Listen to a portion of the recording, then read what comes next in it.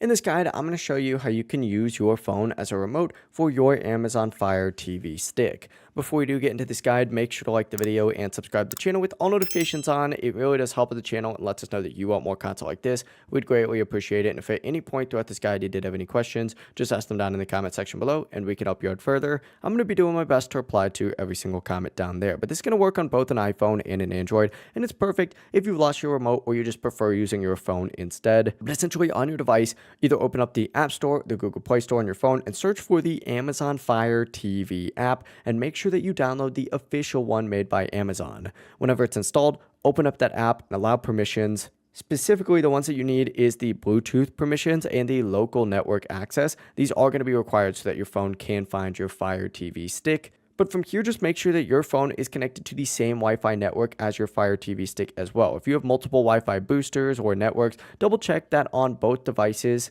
that you're connected to the exact same one.